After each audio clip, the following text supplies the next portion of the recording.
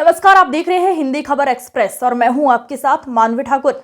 शुरुआत करते हैं आज की खास खबरों से। एक ऐसी शादीशुदा महिला जिसने अपने प्रेमी को मालामाल करने की नीयत से रच डाली अपने ही घर में अपने प्रेमी के साथ मिलकर डकैती, गैंगरेप की झूठी साजिश। आखिरकार पुलिस के अफसरों ने मोबाइल सर्विलांस के जरिए पीड़ित महिला व उसके प्रेमी को समाज के सामने बेनकाब करते हुए धोखेबाज पत्नी की साजिश का खुलासा करते हुए पुलिस ने राहत की सांस ली है। धोखेबाज पत्नी की साजिश के दास्ता है बिजनौर के रायपुर सादात की, जहां पर बीती रात घर में अकेली महिला ने घर में घुसकर अज्ञात बदमाशों पर डकैती डालने के बाद नशीला पदार्थ पिलाकर बारी बारी से अज्ञात बदमाशों पर गैंगरेप करने का आरोप लगाया था। साथ ही जलती सिगरेट से जिस्म को जलाने का पुलिस व अपने पति से आपबीती सुनाई थी।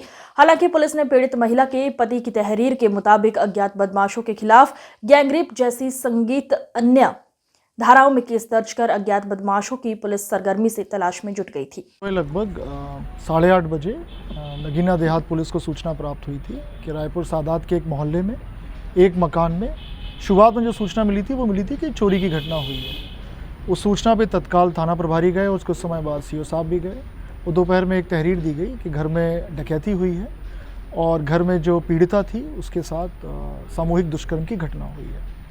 उसके बाद घटनास्थल का निरीक्षण मेरे द्वारा भी किया गया और सुसंगत धाराओं में अभियोग दर्ज किया गया। विवेचना के क्रम में कुछ तथ्य प्रकाश में आए हैं कि जो ये पीड़िता है, पीड़िता का पिछले 10-12 साल से एक व्यक्ति जो पीछे मेरे खड़ा है पुष्पिंदर चौधरी, इसके साथ उसके संबंध थे, उसका ये मित्र है और ये फ़ोन पे निरंतर बात करते रहते। विवेचना के क्रम में ये भी आया प्रकाश में जो 19 अक्टूबर को चोरी की घटना हुई थी, उस समय भी ये व्यक्ति घर पर आया था और एक लगभग इंटरोगेशन में निकल के ये आया कि लगभग 40,000 रुपये चोरी करके गया था। 14 तारीख की शाम को लगभग 5:51 पे पीड़िता ने इसको पुष्पिंदर चौधरी को घर पे बुलाया, क्योंकि पीड़िता के परिजन धामपुर गए थे एक फंक्शन के लिए।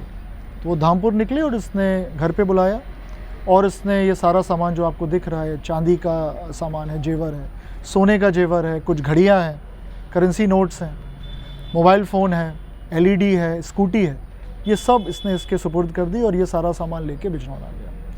विवेचना में ये भी आया है, तथ्य प्रकाश में आए हैं कि इसके ऊपर कर्जा है काफ़ी, उसको चुकाने के लिए इसने घटना पीड़िता के साथ मिल के ये की।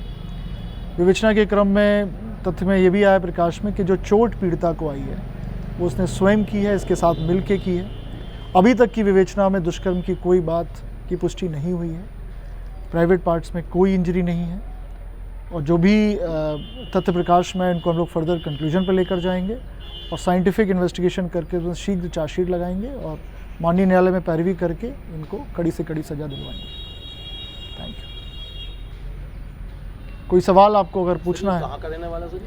ये कीरतपुर थाने का रहने वाला, लेकिन फिलहाल ये बिजनौर में रहता है। करता क्या है सर ये? पुष्पिंदर चौधरी ये पहले अध्यापक था, ये पीड़िता भी पहले अध्यापक थी, दोनों में उसी समय मित्रता हुई। उसके बाद इसने कुछ शेयर का कुछ काम किया उसमें इसके पास, उसके ऊपर ये कर्जा हो गया इस तरह का। तो सर ये उस समय घटना के समय अकेला ही था ये? अभी तक तो यही प्रकाश में आया कि अकेला था, लेकिन इसके साथ अगर कोई और। आज की खबरों में बस इतना ही। देखते रहिए हिंदी खबर एक्सप्रेस। नमस्कार।